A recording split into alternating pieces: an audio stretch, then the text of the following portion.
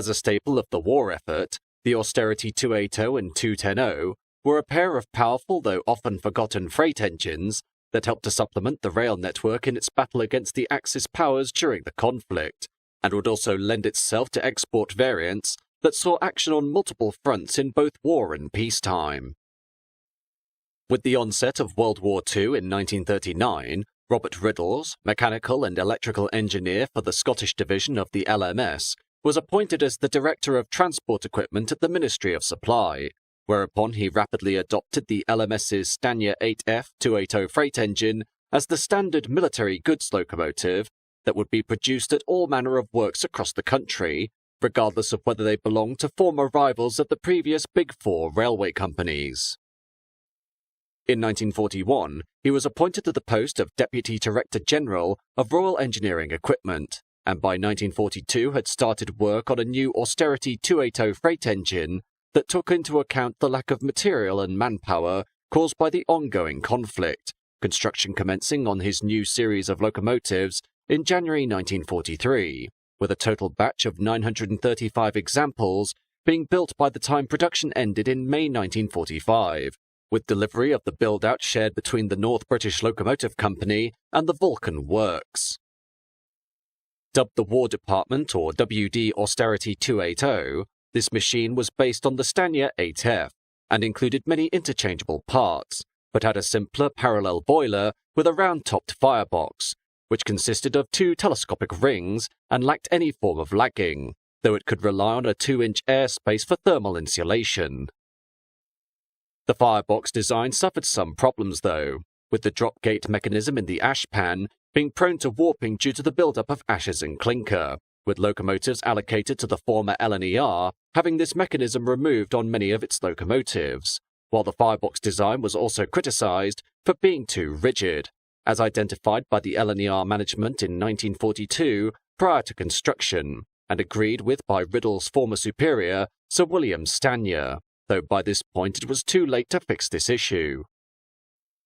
This issue with the firebox would lead to cracks and failures of the copper firebox tube plates, thus necessitating, from August 1948, replacement copper tube plates with 1-inch radius flanges in place of the original 0.75-inch flanges, while the steel plate used in one batch of the boilers also showed problems, requiring a number of boilers to be scrapped before 1945 due to fractures. The locomotive also relied on Volschert's valve gear with cast-iron 19-inch by 28-inch cylinders, while piston valves were 10 inches in diameter and designed for inside admission, with a 4-feed Detroit pattern 32A sight-feed lubricator providing lubrication to the cylinder barrels and steam chests via 2 feeds each, the Austerities also being initially fitted with steam brakes and Westinghouse air brake equipment, though this was removed by the LNER between 1946 and 1948. Elsewhere, the United Nations Relief and Rehabilitation Agency's Technical Committee on Inland Transport, or TACIT, approached the Vulcan Foundry Locomotive Works to draw up a specification for a 280 tender locomotive for use in Poland, Czechoslovakia and Yugoslavia following the end of World War II in 1945, with TACIT ordering 110 examples from the Ministry of Supply for delivery in 1946, this being followed by an independent order of 10 being placed for Luxembourg at a later date. This new class of liberation locomotives were based on the 280 design, but intended for a more conventional long life and incorporated many continental features, being built to the burn gauge with a round-topped boiler, while most machining was done to metric standards. From the 280s, the WD 210 locomotives would subsequently be derived, these engines being developed by Riddles for use by the British Army overseas, as Allied land invasions of Italy and North Africa required a dedicated heavy freight locomotive to be delivered quickly so as to repair and remobilize captured Axis railway networks.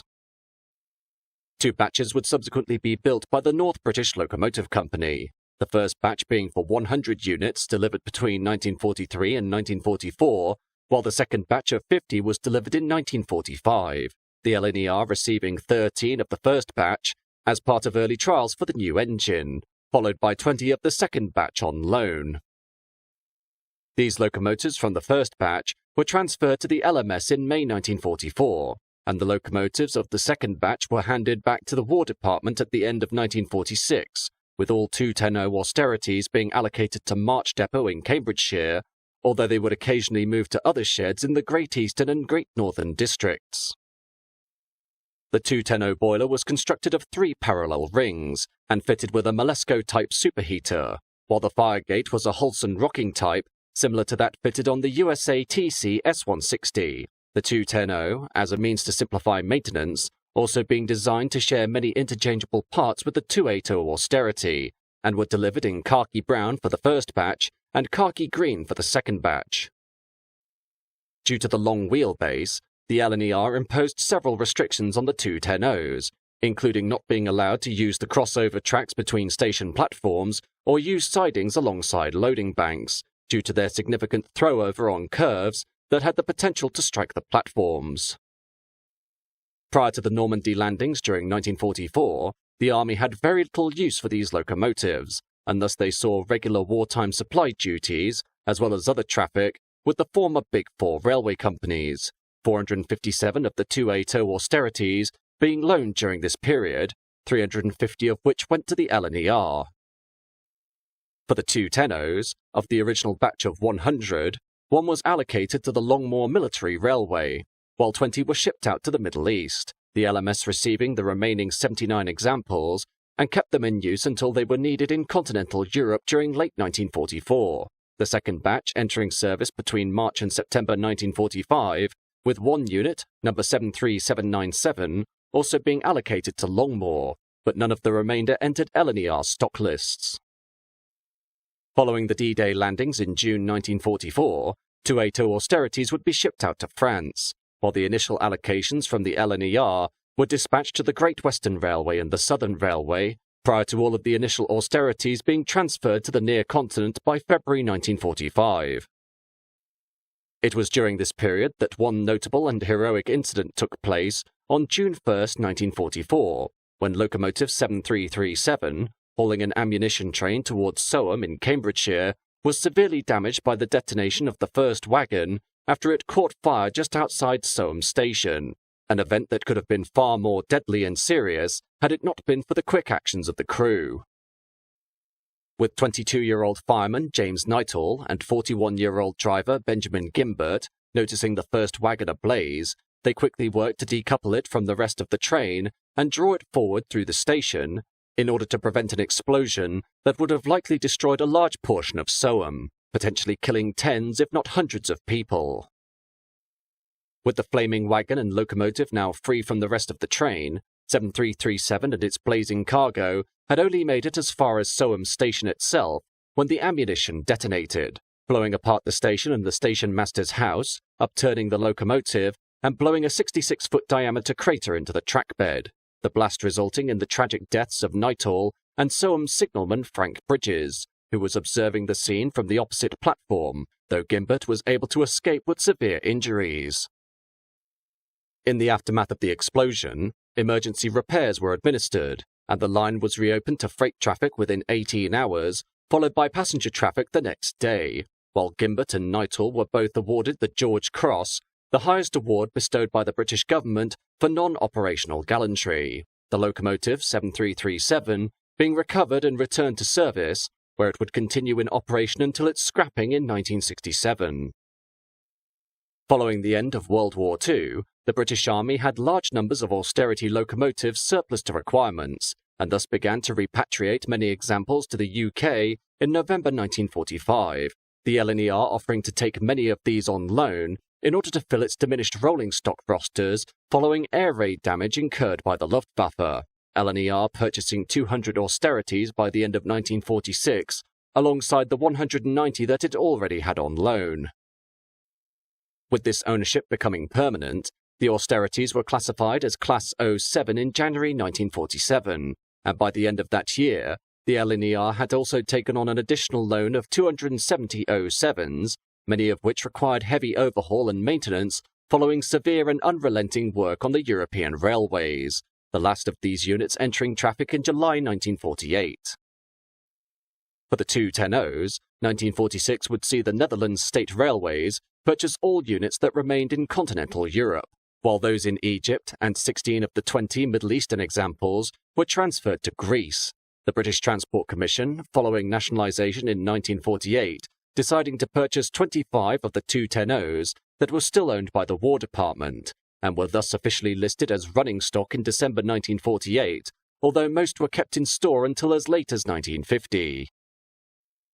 The BR examples of the 210O austerities were allocated to LMS sheds mainly in Scotland, and would continue in service with the national rail operator until withdrawal came between 1961 and 1962, while the sole Longmoor WD 210O, number AD 600 Gordon, was withdrawn in October 1969 when the Longmoor Military Railway itself was closed.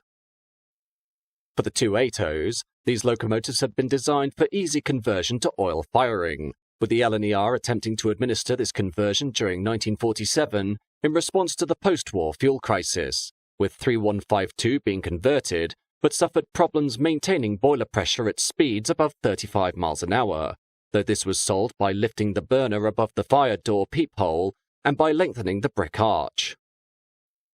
However, the oil-burning exercise proved not to be the success hoped for by the LNER and later BR management, and despite classmate 3102 being lined up for conversion, the project was cancelled, while 3152 itself was converted back to coal burning in October 1948. Going into the BR era, the WD Austerity 07 locomotives were allocated mainly for freight and heavy mineral traffic, although a number of passenger workings were noted when engine stocks were running low, these being performed mainly by locomotives built by the North British Locomotive Company that were being run in at Eastfield, while the locomotives built at the Vulcan Works were run in at Gorton, and typically hauled trains on the Great Central Main Line to Woodford. Austerities on the former LNER network were generally done in a manner that allowed the older Gresley 280s, namely Class 01 and 02, to be transferred to less strenuous work, and by 1950 most sheds that handled freight traffic received 07 allocations with the notable exception of Doncaster, which saw no 07s on its books, with the exception of 3152 during its oil-burning trials. With nationalisation, the British Transport Commission purchased a further 533 austerities, in addition to those already purchased by the LNER and the other Big Four railway companies, while from January 26, 1949, British Railways chose to drop the 07 classification, with the engines being reclassified as simply the WD 280.